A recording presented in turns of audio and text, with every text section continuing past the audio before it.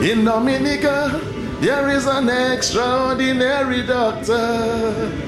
And all of our dogs join a call. Hey, this is Sai, and you're watching SAT TV. Big up SAT, big up SAT, big up SAT.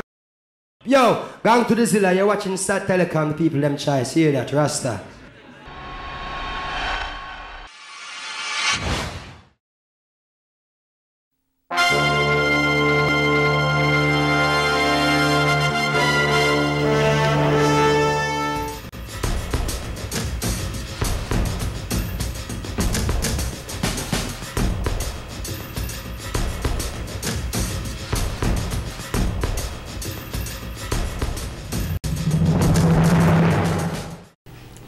Good evening, I am Desmond Joseph and I am your presenter for today. Thank you for joining us for SAT TV News. Among the major developments, stakeholders in tourism engage in crisis management seminar to draft action plan. Turks and Caicos politicians on collision course with Britain. On the international scene, Brazil mourns Santa Maria nightclub fire victims. And in sports, Dubic strikers are the 2013 National Rounder champions. Details of these and other stories after the break. It's only when we unite as one, then a lot more thing can be done. Stop this useless fight down, killing out your own brother man. Time we rise and all realize we have an enemy in disguise, standing right in the mix of you. Got to know who is who. This is Derek Peters and you're watching SAT TV. That's what I have, SAT TV. SAT TV, that's the way to go. Rah! To the world. Ooh diddy, ooh diddy, ooh diddy.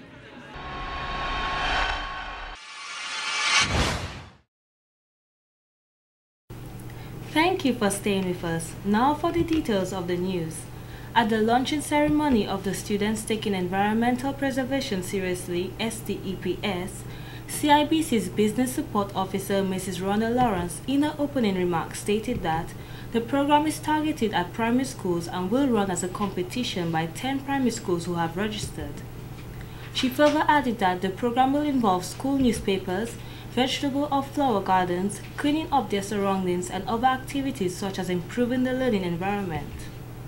In further remarks, Ms. Lawrence made an important point that learning takes place both inside and outside the classroom and that learning is enhanced in a clean environment of the classroom. However, learning is enhanced in a clean and healthy environment. The STEPS program is geared at creating such an environment which hopefully will make students more responsible citizens. It is envisaged that the students will work in tandem with their teachers in creating this enabling environment, resulting in the greater output of learning. Mrs. Venus Simon, the genesis of the project, said that the idea of STEPS was first convinced by a postcard from her daughter. STEP's main aim is to raise awareness among young people on how to preserve and beautify the environment and their surroundings. Mrs. Seaman made mention of activities that we can encompass in this program. To name a few: produce items from raw material, recycle items such as plastic bottles, and using local material to produce locally made products. Prizes will also be awarded for the best slogans among the schools and are expected to adopt names from teams, exhibits, water features, small animal farm, and even libraries. Teachers and students are expected to work in collaboration with students assisting with ideas. It is hoped that starting with just the primary students will be encourage others to take the program a bit further into our homes and even communities. CIBC, FCIB, and Ministry of Education have both adopted the program. She went on to say that we must maintain a clean environment, healthy children, better education, and a productive nation. A slogan campaign amongst students, and the winning slogan will be adopted by all schools. For example, you could have slogans such as "Color your world green and beautiful," "Be smart, don't litter the park," "Give a helping hand, cover the trash can," "Keep me clean." Assistant Chief Education Officer Dr. Bless in his presentation targeted a different perspective than of science. He stressed on the educational perspective of the program. School, environment, and community are critical for fostering effective learning. Clean, safe, and welcoming environments are paramount to the student's success. Dr. Bless also said that the Ministers of Tourism, Agriculture and Forestry have also embarked on this quest to provide technical expertise, materials and equipment to promote environmental protection and school beautification. A number of schools benefited from the exercise and are still benefiting from the exercise. I remember we had several visits to schools within the districts with the forestry officials and Ministry of Agriculture officials as well as tourism officials. And the exercise included sensitizing schools on the importance of environmental preservation, but also the practical aspect, the practical bits that they can do to protect the environment. It also included the provision of plant cuttings and related material for schools so that they could really enhance the environment, the school environment. And all in keeping with the importance, the explicit importance of having an environment that is child-friendly, that is community-friendly, and one where people, whether locals or visitors, feel comfortable as a nation. The vote of thanks was a short entertainment done by Joyce Stout as she graced the gathering with a fitting song about nature.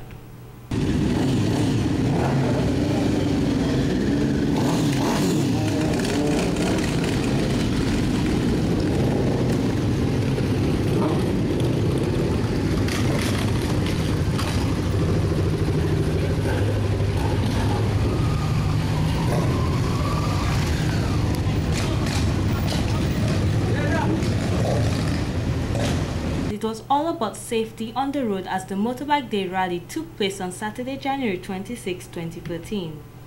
The rally began at 11 a.m. from the Dame Eugenia Charles Boulevard, where Mr. Kent Pemberton, a teacher from the Pierre Charles Secondary School, died in 2011.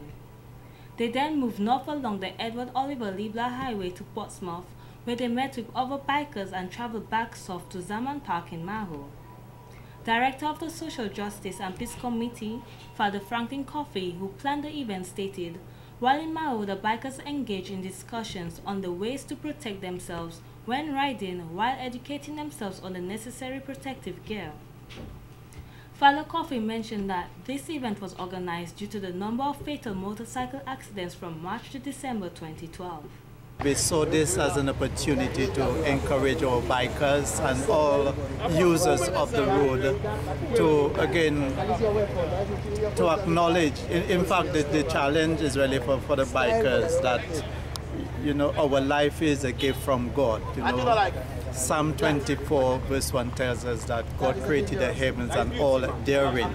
So we want our bikers to recognize and appreciate their lives as gift from God and to appreciate the lives of the rest of the people as also to respect it. Some say we observing the day under the theme, one death is one too many. He said we are all responsible for our lives and the lives of our brothers and sisters. Father Coffey pointed out that he is hoping that the relevant authorities will follow this event by putting the necessary laws in place and update those which are updated. He is of the view that although the people officers' hands are tied, more needs to be done to enforce proper safety while riding. Father Coffey highlighted that many of the fatal motorcycle accidents are as a result of carelessness, which is sad. I mean, what I noticed in bikers, when they are on their bike, it's like they want to fly, they want to do things that, you know, normally they would not do.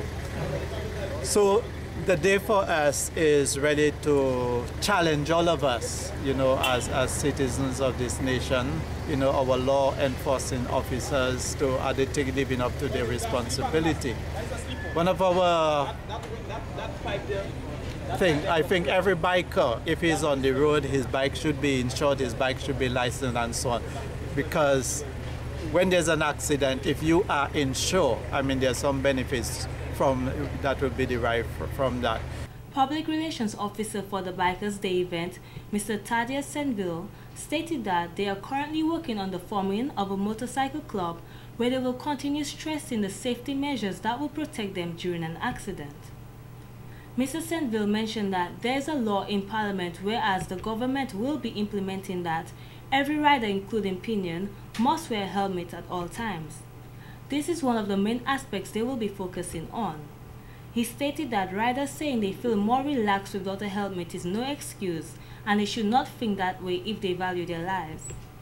When we were born, or when Adam and Eve were created, they were created naked and they felt more comfortable wearing no clothes. But as time comes to pass, you require better measures, which is better safety measures. We have greater bikes, faster bikes, bigger bikes, and population is growing. The vehicular population, one, is growing even more. So the safer you are, the better you are.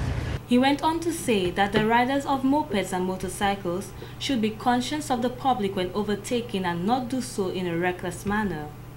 Miss Wendy Shillingford, the mother of the late Carson Corbett who died in a motorcycle accident on December 21, 2012, was also part of the Motorcycle Day rally. I would like to appeal to all bikers to be careful on the road when riding, drive with moderate, with limit speed, and always wear protective gear, your helmets, your armor, shield armor, and gloves.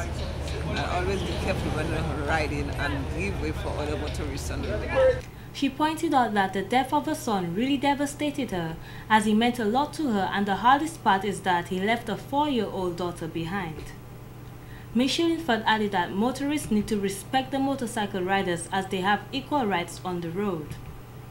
Miss Sandy Noel, the mother of the late Mr. Corbett's daughter, Imela Corbett, was also at the Motorcycle Day rally. Really, we're here today in memory of him and basically to encourage those out there who ride on a daily basis to ride safely, because then, you know, you have your family that's, you know, so most of the times it still doesn't even seem real to us, especially those with kids. My daughter going to have to go to her graduation, her wedding without her father, and you know that kind of makes it even more difficult when they leave kids behind. So really, we just want to encourage those riders out there to suit up when you're riding, wear your helmet, and just try your best to be safe on the road whenever you ride. And in more news, on Friday, January 25th, the Dominica Tour Operator Association held a very significant meeting to source recommendations from the public as to how they can improve as a business. Their goal is to develop the Tour Association standards to become more efficient and to achieve long-term profitability through their market. Head of the Marketing of Discover Dominica Authority, DDA, Ms. Dikima Roye, commended the Dominica Tour Operator Association for their success so far. Ms. Roye explained that it has not been an easy road for the organization since they had to collaborate with various people and organizations. They say great power comes great responsibility.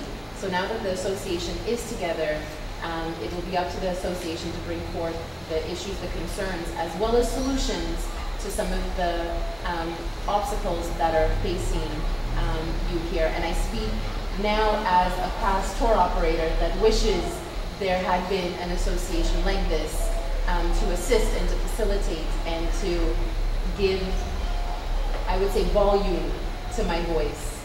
There are numerous tour operators in Dominica, and if you continue collaborating and communicating and unifying, I feel confident in saying you will accomplish so much more. She stressed on the point that communication is the key in moving forward. Ms. Roye added that it is not only important amongst themselves as tour operators, but it is also vital to the public and the private sector. She believes with partnering and collaborating with other tourism industry, they will thrive. Because when you form an association, you're not in the association solely for your personal benefit or your business benefit. It's really a nation initiative. It's a national initiative. So I look forward as the head of marketing to be of assistance in your initiative, and I know the rest of the DDA team is willing and able and fully support the initiatives that are being undertaken here tonight. And as a past tour operator, I look forward to contributing any of my past experiences as well. Mr. Ian Douglas, Minister for Tourism, added that one of the practices he has developed since he became the Minister for Tourism is during the off-season he tries to meet with the various sectors in the tourism industry. Mr. Douglas says it is easier to achieve one's goals when there is a collective vision. Rather than trying to achieve or trying to deal with our challenges singularly, it's always better when we come together. So I'm very happy today to be here at the inaugural meeting of the Tour Operators Association. Let me extend my heartiest congratulations to all of you on your successful efforts to organize the tour operators of the tourism sector into this body, which can only redound to the benefit of all its members, and not only just its members, but redound to the benefit of all of Dominica and the image of the country, and more importantly of the product that we endeavor to put out for the rest of the world. The Minister trusts they are off to a good start in terms of their numbers and their representation from across the board in the tourism industry. And I believe that that is a good foundation so others in the tour operator group in Dominica can see that you are serious and be encouraged to join. So you have a very good start, and I wish the organization many years of success, because I believe that our industry is still very young compared to other destinations in the region, and I believe that there is a lot for us to achieve together. We can look at the pitfalls and the mistakes that other more mature destinations have made and avoid them, but at the same time taking from their best practice to ensure that we can have a product that is competitive. In more news, a number of stakeholders in the tourism industry will participate in the week-long crisis management seminar, which began on Monday, January 28, 2013 at the Fort Young Hotel. The seminar, which comes to a close on February 1, 2013, will be conducted by communication specialist of the Caribbean Tourism Organization, Mr. Johnson John Rose. Permanent Secretary in the Ministry of Tourism, Mrs. Claudia Bellot, pointed out that this seminar will be to develop a plan of action to manage and deal with situations or emergencies that may arrive in the tourism sector. In 2011, the Dominica Hotel and Tourism Association submitted a proposal to government for the setting up of a proposed task force, as they had told it at the time, and a protocol to deal with emergency and possible crisis situations arising in the tourism sector. The proposed protocol would pertain to all of the government ministries, tourism organizations, all private sector entities, the media, and individuals who will have a role to play in communicating with each other, in notifying relevant parties, including the parties associated with the persons involved in the incident, and managing various arrangements whenever an incident occurs in the sector. These incidents may include traffic or other type of incidents involving visitors, crime and violence against visitors, or any other situation which may impact on visitors to our island that may require several organizations affiliated to tourism. At the end of this week, a draft plan will be produced to deal with such incidents. President of the Dominica Hotel and Tourism Association, Ms. Renee Aird, stated the need to have proper procedures put in place when these unfortunate incidents occur is important to the success of our tourism environment. The background of the Crisis Management Task Force started with the increase in violent crimes against tourists last year and the quickness at which the international media picked it up, causing negative publicity to the destination. Dominica was in the spotlight, and suddenly how we dealt with the situation became important. What we noticed was that if there was a process in place that could quickly coordinate the situation, then the possible negative publicity could be minimized to the destination and would allow the guests as easy an experience as possible in our unfortunate incidents. Ms. Aird pointed out that some of the items this seminar will address are better communication of information between relevant agencies, faster broadcasting of factual information of the media, a comprehensive list of certified translators and embassies, among others. Communication specialist of the Caribbean Tourism Organization, Mr. Johnson John Rose, stated that a country's reputation is its most valuable asset occasionally is threatened by a crisis, hence the reason why this seminar is very important to Dominica. He stated whether an accident, crime, or a natural disaster, it is how we handle a crisis that sets us apart from everyone else, as it can make or break us. If we don't have the proper protocols in place, and if we are not properly trained to handle crises, we can mess up. I met with some members of the task force on Saturday, and I made it clear. One of the biggest issues that I have, and I will say it now that the minister is here, and you know, I can't really quote it. We have a crisis. Often it's a natural disaster. So the country gets hit by a hurricane. The Prime Minister goes on record as saying we've just experienced Armageddon because the Prime Minister is looking for funds from somewhere else. The Tourism Department is saying, well, folks, it's lovely out here, you know, because they want tourists to come. And so we've got a problem. We're sending two different messages from the same country to all the audiences in the world, and they're wondering what on earth is going on. Mr. John Rose mentioned that this seminar is meant to correct these instances where two different messages are sent out from one country during a crisis, which confuses the outside world. With that, he says, at the end, we do speak during a crisis, we are all saying the same thing. There will also be the formation of a crisis management and communications team. In other news, the National Development Foundation of Dominica Limited, in collaboration with the Basic Needs Trust Fund, presented its graduation ceremony for the 6-week cosmetology training program on Friday, January 25th.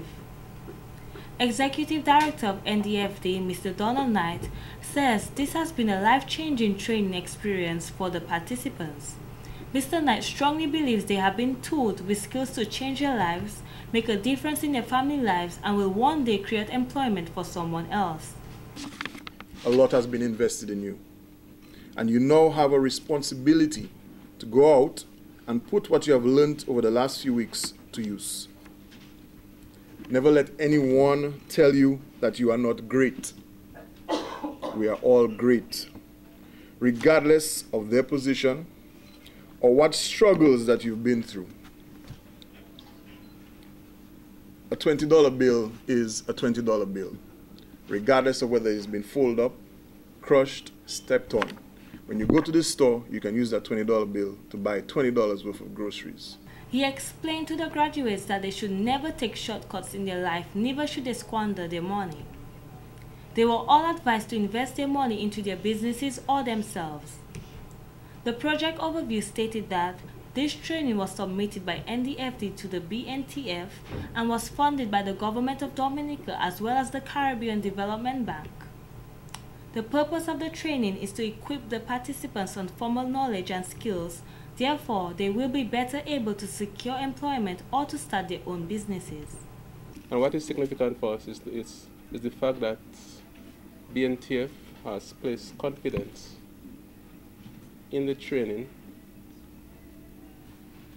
by agreeing to fund the training. Under BNTF 5, we partnered with NDFD to fund about 15 small skills training. Minister for Social Services, Honorable Gloria Shillingford, says she is extremely pleased because this is the first closing ceremony for the pilot programs which the ministry has mandated to implement in the communities of St. Joseph and Silver Lake. I am happy to learn that the majority of the participants of this program are from Silver Lake, my friends. And you all can smile. This indicates a willingness on your part to avail yourselves of opportunities for personal development. I trust that you will also participate in other programs under this pilot program and that you will encourage other persons from your community to do likewise. It is government's wish that your community, and indeed all communities around Dominica, are empowered for growth and development. Ms. Shillingford expressed gratitude to NDFD and BNTF for their collaboration in implementing this cosmetology program. She says personally she's extremely proud of the participants for sticking through the entire 6-week training program, but was disappointed that mostly women participated. And in entertainment, the parish of St. Joseph was the place to be on Saturday 26, as many turned out for their carnival opening. Dominicans from various villages came together to witness the carnival opening, which included a very entertaining public party and an energetic parade. This year, more individuals were involved since there are many people from St. Joseph partaking in certain events for 2013. The carnival events representatives from St. Joseph's were fully supported and looked extremely colorful as well as attractive. Costumes for last year's Juve were worn as part of their opening, as cross vibes excited the participants and started off the opening. Pull up discussing me, still try to put problem within my family. You lying, you lying, you lying. Look stories, look stories, look stories. You lying, you lying, you lying. Look stories, look stories, look stories. Look in your face, talk to me, all what you have to say. Say to me, look in your face, talk to me, all what you have to say. Say to me. We're taking this across the region, across the world by extension, cross vibes to the world. Dominica Marcel. As God is my witness, I cannot believe this. But you were my brother, man. You turn around and bite my hand. Boss, tell me where I did you wrong. Friend, I known you for so long. Always try to pull me down, but this king will be strong. You lying, you lying, you lying. Look stories, look stories, look stories. You lying, you lying, you lying. Look stories, look stories, look stories. Look in your face, talk to me. All what you have to say, say to me. Look in your face, talk to me. All what you have to say, say to me. Connection, Africa, cross vibes massive, right back at you. All the radio stations on the island. St. Joseph's Carnival opening truly demonstrated the definition of real mass. It has been 4 years since the village has been hosting their annual carnival opening, and this year was just as good as the last. Although the bands entertained the crowd, the Lapo Cabwit band was the highlight of the opening this year. Many people appeared to be more involved in the Lapo Cabwit music and street performances than the regular bands.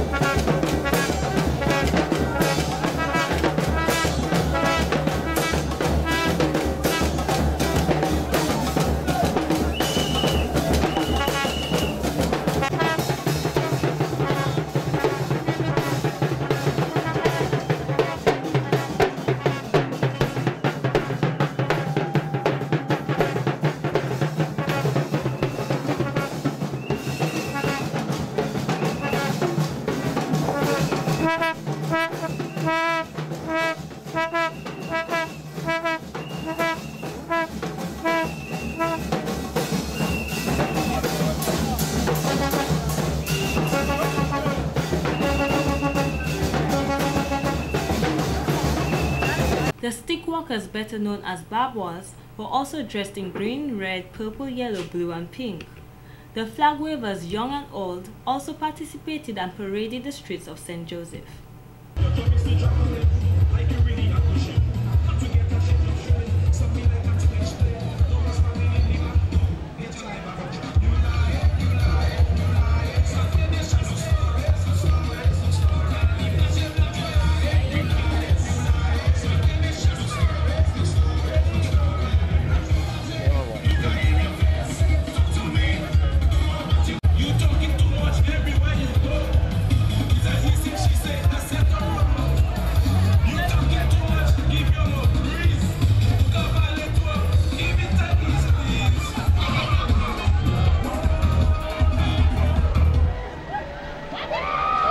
The Miss Plus Size and Queen contestants representing St. Joseph participated with bands and all had a great time.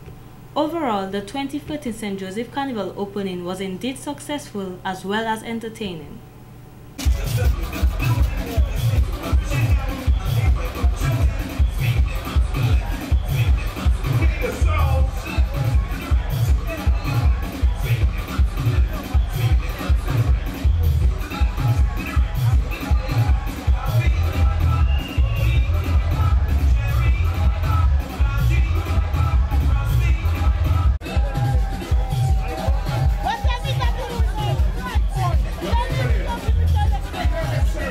This has been the local segment of the news. Coming up next, regional highlights.